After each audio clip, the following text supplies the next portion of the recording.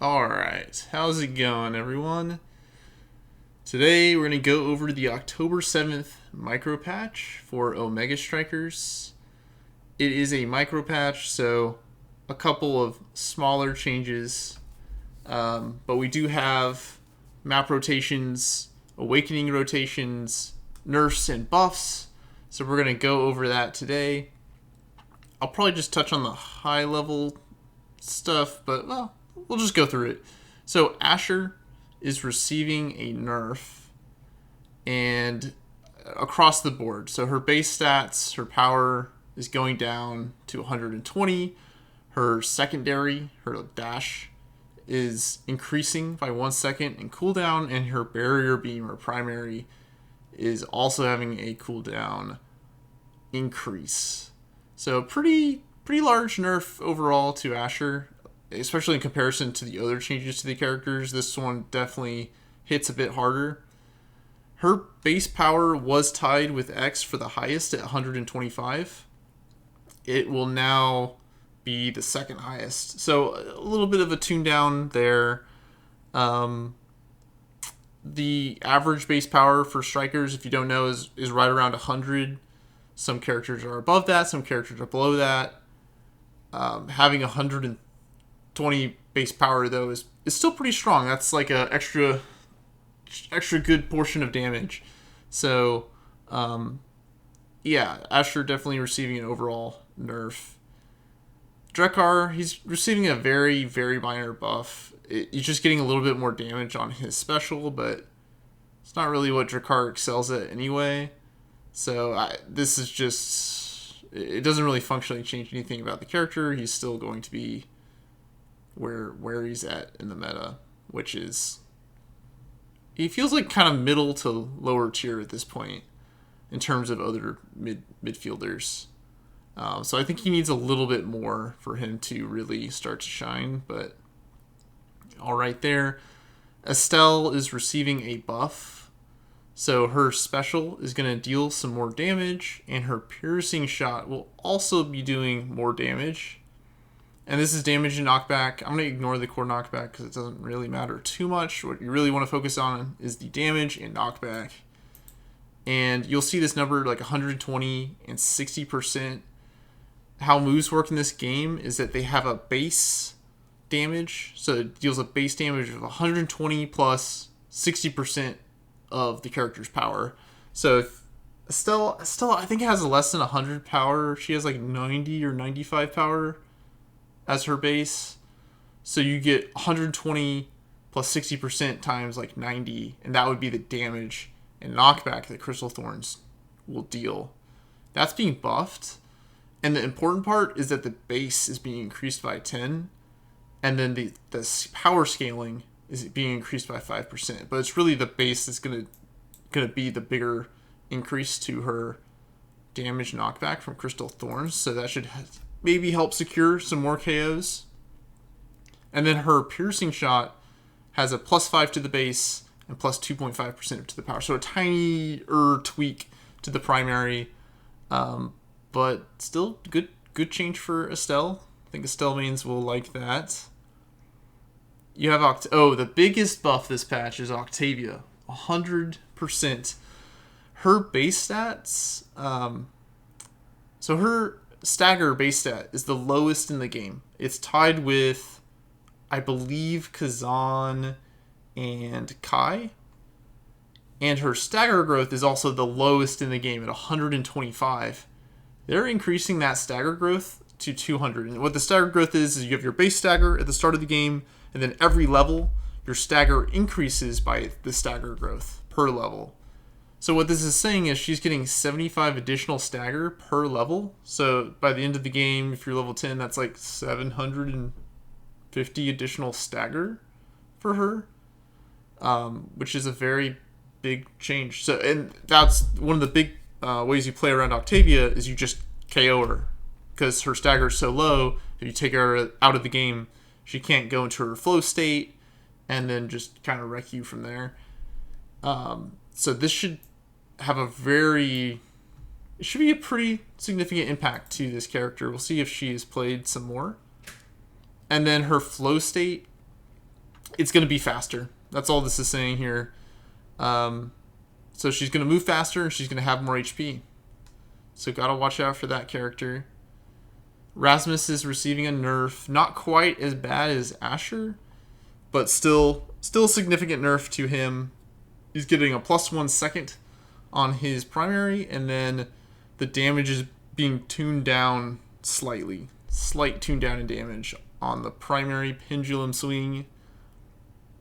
Rune is receiving a nerf to secondary. It's increasing by a second, which, it's 10% increase to the cooldown, which is significant. I'm fine with this. I really don't want a meta where Rune is really good, so I'm fine with him being nerfed. Honestly, if he's just kind of a mid-low tier character, that's great. That's great for the game. For Vice is receiving a buff. Interestingly, they tuned her base speed up, so it's moving to 455 from 450. Again, the average base speed for most characters is 450. You get some characters, I think, go up to like Finny. She may not be the fastest anymore, but like Kai and Finny and Octavia had the highest base speed, kind of around the 470 range. Zentaro has 460. So Vice, like 450, she's average. They're moving her up just a little bit above the average. Wow, yeah, I totally hit that spacebar there. All right, 455. And then her power chord is going to deal slightly more damage. This isn't too much of a deal. It's more if she's going to move around faster, which is going to help her a lot. And a little bit more damage. And then Zentaro, a very minor buff to Zentaro. They're just going to increase the sour spot of his primary, which Zentaro's primary has like an initial light hit that goes off, and then he swings his sword, and then it lands. There's a strong hitbox, and then there's a wider, weak hitbox around that, which you can call that the sour spot. So that damage is going up by a bit, but again, small change isn't really going to impact Zentaro all that much. Alright, so we'll move on. Well, we got maps and modes, and we have awakenings. So maps and modes, Night Market rotated in, Austin City rotated in, so you got to close a kind of smaller map, and Austin, which is a larger map, rotated in, and then you're rotating out Clarion Corp, which is it can be kind of open, but it's more of a closed map, and then Oni Village, which is a more wide open map. Kind of happy that Oni Village is rotating out. That map can lead to some very long games, so that is I'm totally fine with that. Awakenings, we have Reverb, Glass Cannon, Mighty Colossus, Orb Ponderer, and Orb Dancer rotated out. So you're going to have Austin City, but there's not going to be any orbs to worry about. So that's good or bad, however you want to think about it. And then rotated in are the Sparks. You have Spark of Agility, which is speed, Spark of Focus, which is cooldown, Spark of Resilience, which is stagger, and Spark of Strength, which is power. And then you have Knife's Edge. For the Sparks, just know that if you get one Spark, it is a below average awakening. So for example, Spark of Agility, it gives you 1% base speed plus 5% per spark that you have. So if you just pick up Spark of Agility, you're getting 6% speed increase, which is below average. Average is about 10%. Pick up 2 sparks, Agility becomes 11%. 3 sparks becomes 16%, and then 21% at max. So 1 below average, 2 average, and then 3 and more is going to be above average. And that applies to all the sparks except for Spark of Resilience. This is the one spark that you can just take as a one of and be happy with your pick. It gives you it's 100 plus 350, I think. Let me check real quick. I always need to check on this one because it's like, does it really just give? Yeah, it gives 100 max stagger plus 350 per start, which means if you pick it up, you get 450 stagger just by picking it up, which is pretty good on its own if you need to just have more HP. So this is definitely just, you can pick it by itself, it's good, and then for every other spark you get, you're getting an additional 350 stagger, which is quite a bit. So definitely don't sleep on Spark of Resilience. It's good. Knife's Edge. This is an awakening that gives you, if you're within 4 cores of the edge of the map and around the center of Imi, the whole on Imi's app also counts as the edge of the map. So if you're within 4 cores of the edge of the map, you get 30% speed and, what is it, 30 power? Wait, I need to check that. Let me check real quick. Knife's Edge. You get, yes, 30 power, 30% speed. So it's really good for characters like Juliet that want to play close to the edge and just KO off of that. So another good awakening there. And then we have a couple buffs and nerfs to existing awakenings. The big change is that Catalyst and Egoist, your 2 energy awakenings, have received pretty heavy nerfs. So they're not going to be as good. They're still playable, but not every character is going to want to just not necessarily like first pick. Like a lot of what you would see is Egoist would go first, Catalyst would go first. The reason for that is that Catalyst and Egoist, they're just generically good on every character. So by picking it up, it's good for you, and you're denying it from the other team, which utility-wise, it's strong to just do that. Now it's kind of like, it's good, but it's not great. So you can focus on other awakenings. So we'll see how much that changes the meta of awakening drafts.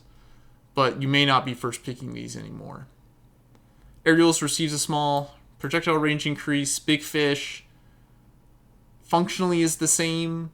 They reduce the stagger. They reduce the size slightly. So now Built Different is going to be giving you more size than Big Fish. Which is really the important part of picking up Big Fish and Built Different is the size increase. The stagger of 175 is like, it's so marginal. It's like, who cares? It truly, like, it doesn't make it very special, in my opinion. Like, 175 stagger is just not, it's just like crumbs from a cake. Fight or Flight being nerfed. This makes sense. This awakening was very strong. It will still have the same amount of speed boost, but the duration of the boost is reduced by 0.25 seconds. So a little bit of a nerf there. I think this is still going to be a very strong awakening, even with this nerf. 1-2 Punch is nerfed, but functionally nothing has changed about it. Juliet's still going to want 1-2 Punch. Gazan is still going to want 1-2 Punch. Juno is still going to want 1-2 Punch. The activation window is reduced by half a second. That's probably the bigger change than the 2% decrease on the power. So you have less time to activate it. But, I mean, if you think about Juliet, her dash punch is, like, easily within 2 seconds. So, again, it functionally doesn't change anything there. It's still going to be, I think it's still going to be as good. Egoist, we just talked about that. Hotshot is getting a small buff, so Juno mains can rejoice. Siphoning Wand is being buffed. This is one of the starter gears you can pick up if you're a forward. It deals burn damage, so you hit them and then they burn part of their max HP over time. So if you hit them with a normal hit, the burn's going to be 6%, and a light hit, the burn is going to be 2%. And I believe there's some time in between hits that the burn, so like the burn doesn't stack. I think it has to like fully burn off before you can apply the burn again. So it's not like you hit them with 3 normals and it's 18% of their max HP. You have to stagger your attacks in a way that you continuously burn them. And then the healing is unchanged on it. So even though you're getting more burn, you're not getting more healing from this change. Timeless Creator is going to receive a small nerf, but nothing too big there.